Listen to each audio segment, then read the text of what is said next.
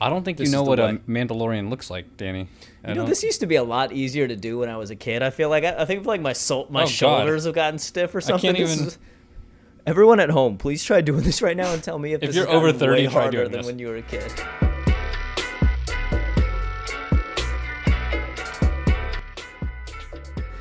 What's going on, everybody? Critic and the Common Man here, back with another short series episode of The Mandalorian on Disney Plus now. Oh my god, it's a Mandalorian.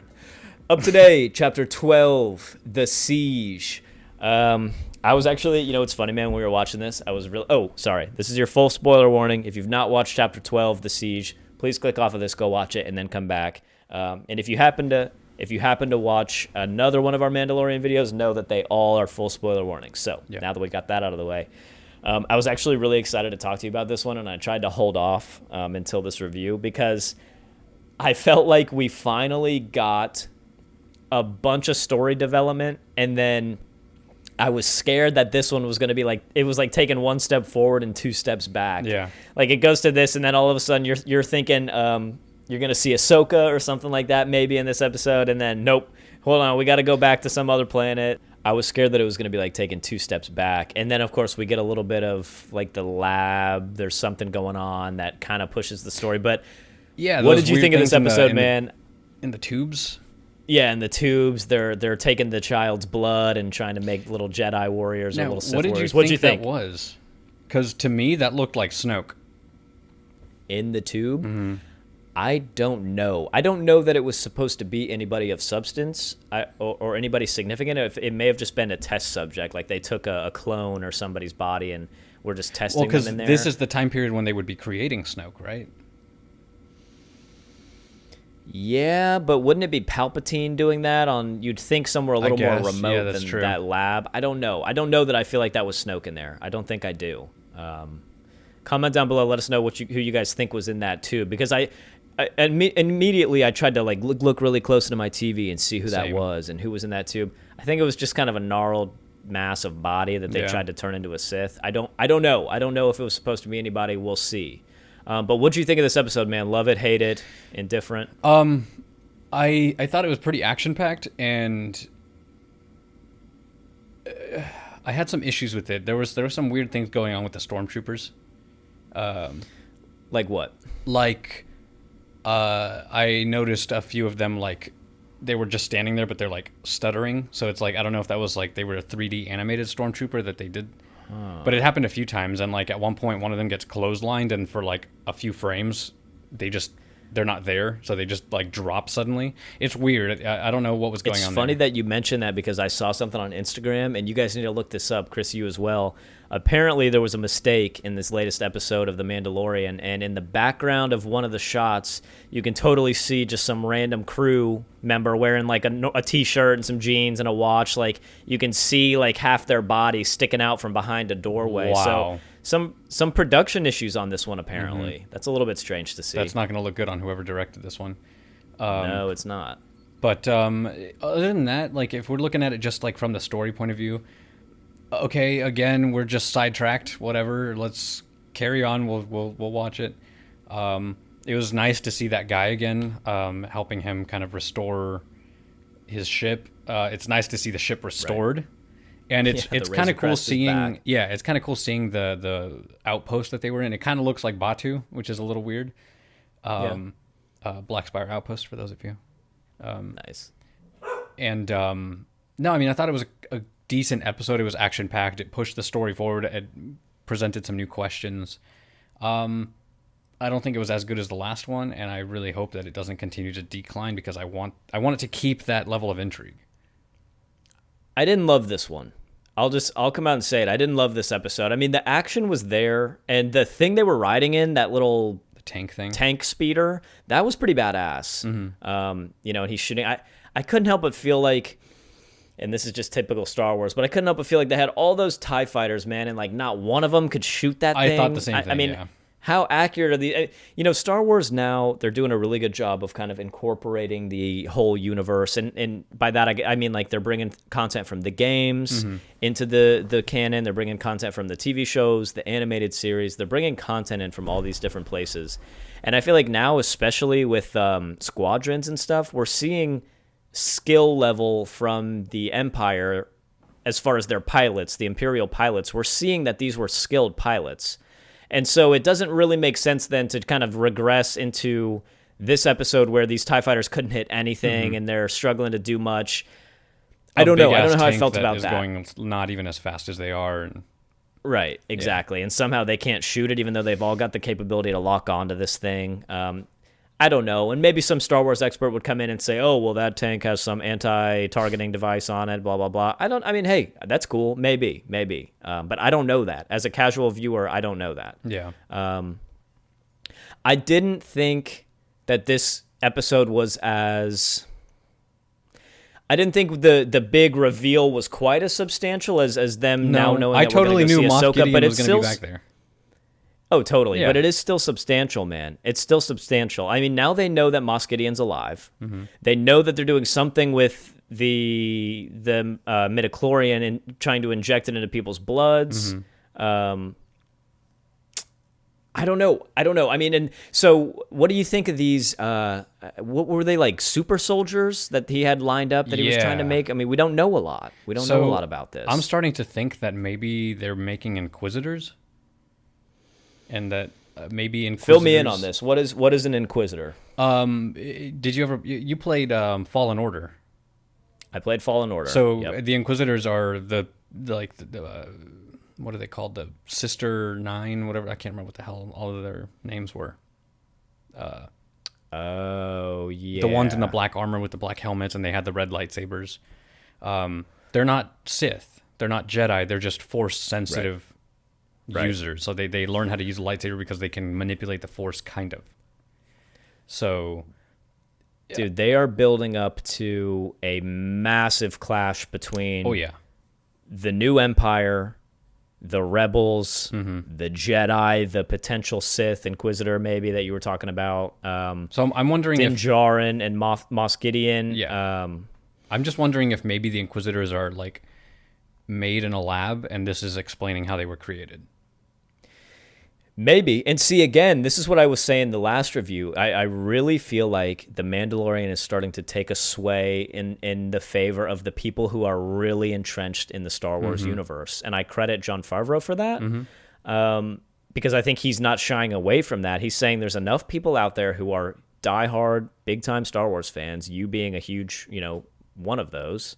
I don't know why I said huge. I wasn't alluding to like your physical stature or anything like that. But you being a big fat Star Wars fan. Start crying. You're like, Jesus, lay off, man. I don't know. Obviously, there being a huge following for this, there are a lot of people out there that are going to know what's going on. They're doing a very good job of pulling in some lore that maybe people who are more invested in Star Wars are going to know, but also keeping the story going along on a surface level to where people are going to understand it. Because, I would have no idea what those things were. And I mean, they may or may not be Inquisitors. That was a theory by you, and it could turn out to be absolutely correct. But at least you have some ideas of where this story could be heading or what we're going to see before we actually even do. So props to you for being more involved in the Star Wars universe like that. What do you think? I mean, I was going to say, what do you think we're going to see next? It's so hard to tell because they do this weird pacing thing where we take a step forward and then sometimes a step back and then sometimes 2 steps forward, sometimes 2 steps back. I don't know, man. I'm getting kind of tired of these backwater planets and seeing like the same type of person. Like it's all these like, I'm wearing rags and I work as a scavenger. Like, can we see something different? Like, I get it. Like, It's true. It would be kind of cool to see a little bit different, like a change of scenery. You make a good point. Where are the planets like Coruscant, where it's like a metropolis city? Like I want to see more stuff that's not just these like... It never made sense to me in the Star Wars universe that there's all these planets out there and somehow almost every single one has like one location. Like there's no bases or anything else. It's like... the whole population of the world lives in this one little village. I'm with you. I'd like to see a little bit of change of scenery too. I hate to say it, And leave a comment down below, guys, or if you're just listening, you can always jump over to our Instagram or our YouTube and get involved a little bit more. But leave a comment down below and let us know when, and Chris, I pose you this same question, when are we actually going to see Ahsoka in this show? Because I have a bad feeling, Chris, that we are going to see her for the first time in the last episode of this season. Yeah, I do too. I think we're going to see her for the first time. I think the big season finale of this is going to be her coming and saving him from probably maybe some Inquisitors, some sort of Force-sensitive Sith. I think maybe the child gets taken. I don't know what's going to happen with Baby Yoda. That anybody can speculate. But I have a bad feeling that we will be seeing Ahsoka for the first time in the season finale of this episode. Look out for actually seeing her in season 3 of The Mandalorian. It was pretty cute seeing the child want those cookies, though. God, dude, when they put him in that school when he threw takes up, little, like blue macaroons. When he threw up, he pulled a Groot. How'd you feel about seeing I forget their names. How'd you feel about seeing the two throwback characters, like the two heroes, the what's her name and what's his name? Not the blue guy. No, not the blue guy. He was pretty funny too. But they're the other two that are with him. Yeah, the ones that he met at the beginning. The guy, the bounty hunter guy that gave him the stuff. Yeah, I know. I'm so bad with names, dude. I already forget. I literally don't know either of their names. You guys know who we're talking about. How'd you feel about seeing them again? It was cool. She still feels two-dimensional. I like him. I think he's a likable character, but for her, I don't know. I don't really. She doesn't. I liked her interaction. I liked her interaction with the rebel lieutenant guy at the end when he was kind of coming to, or detective guy when he's coming to the planet and interviewing them. I liked her little interaction there, that they might be hinting that she's going to kind of join up. I still feel like that guy, that Asian guy. Sorry, not Asian though, because it's Star Wars. But I feel like he's from the original movies. He may be, man. I feel like there's an Easter egg in his character. And I don't know how to find out. So if somebody knows, please tell me, because I let us know. Let us know for sure. Because we keep seeing him, and I guess it could just be the actor. Like, hey, Jim from accounting, you want to be in the? I don't know. So this again, there's going to be people out there that I think have a really good grasp on what's going on right now. You seem to have a pretty good grasp on it too. I think you're onto something with this Inquisitor idea. They're clearly making some sort of Force-sensitive villain that is going to be the next big threat. I mean, because how many times are we going to see them kind of interacting, shooting back and forth with some stormtroopers? They get away from that, and then they're off to the next planet. It will get old. Maybe not in this season, but certainly in the next. Again, dude, we talked about this. Shout out to the OG Critic and the Common Man fans. In our very first episode of Critic and the Common Man ever, we talked about The Rise of Skywalker. That was one of the movies we talked about. That was still back when we were doing like 2-hour episodes and we did 3 movies at a time. We've come a long way. We've reviewed like 100 movies since then. But way back in episode 1 of Critic and the Common Man, I mentioned that I feel like the lightsaber has got to be one of the most underutilized weapons in cinema history. The Jedi in general. It's like you've got this incredible concept for a hero. Yeah, there you go. You've got this incredible concept for a weapon, for a hero. Batteries are dead. Unbelievable. And we just don't really see it. So I think Jon Favreau needs to step up and say, let's bring Ahsoka into this. Let's maybe make some sort of Sith come into this, or at least Inquisitors in that sense. And let's bring the lightsaber and the Jedi back into this show a little bit more. Now, some people may argue that the Clone Wars did a good job of really showing the Jedi, and I agree, but it's an animated series. It's not quite the same thing to me. I'd like to see more live-action, force-wielding characters. It'll be so interesting to see that Obi-Wan series. I'm so excited for that. Dude, I can't wait for that. I can't wait for that either. But I hope that, when Ahsoka does come into this, and I don't know a lot about her. You obviously do, because you watched her character get developed in that the Clone Wars. But I want to see her using the lightsaber. I want to see her using the Force. I don't want her to just be, You are in for a disappointment then. Really? Is she not really like a saber wielder? At the when what's it called, when the Jedi were killed, she faked her, by the way, spoilers, she faked her own death with the death of the clone troopers that she served with that kind of helped her escape, and she buried her lightsabers there to make it seem real. So she doesn't have lightsabers. So she's not even going to have a lightsaber. I don't know at this point. It's been a few years. I think she might have gotten her lightsabers back at this point. She gets them back in the book Ahsoka. Well, she makes new ones, I should say. That's gonna be a big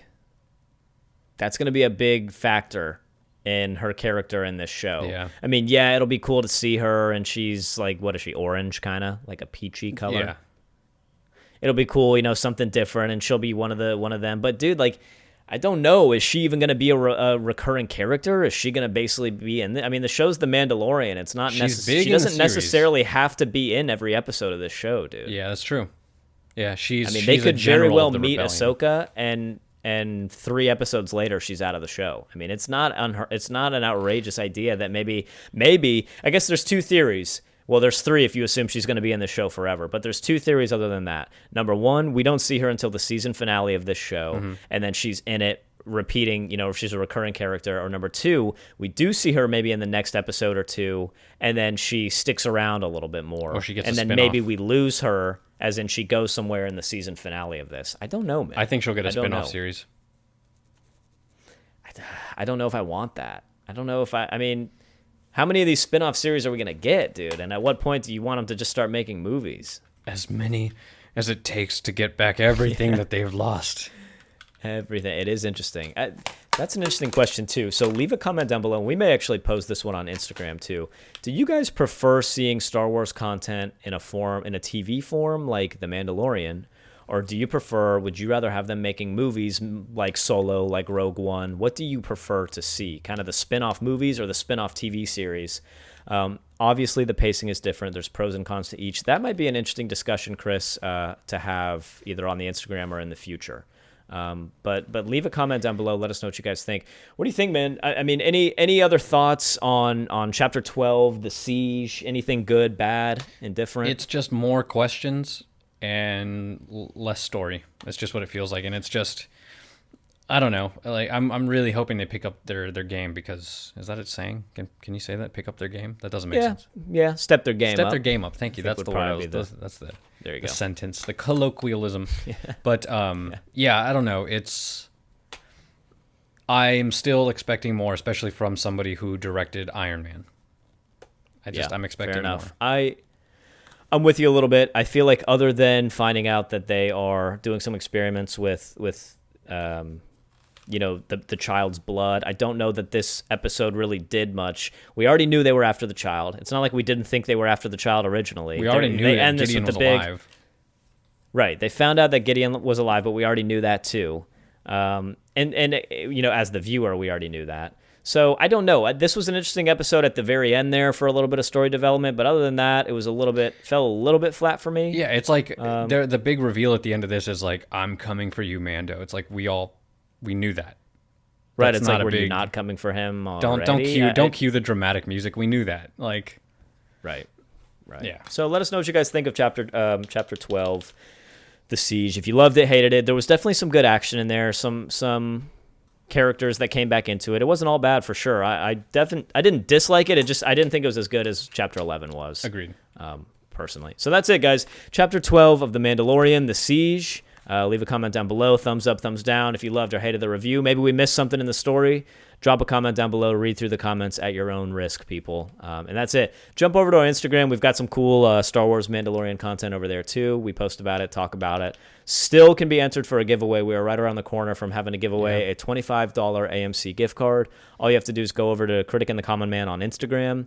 You have to follow us and then tag somebody in a post, our giveaway post, and that's it. That's literally it. And you have a very good chance of winning because not that many people have done it. So pretty darn easy way to win $25 AMC gift card. Yeah. Jump over and check it out. I'd say, Chris, you got anything else for today? Bijou indeed. All right, man. You know the code. This is the way. All right, guys. Chapter 12, The Siege, The Mandalorian. Be on the lookout for Chapter 13 next week. Critic and the Common Man, we are out of here. Wait, I gotta drink the soup. See you again.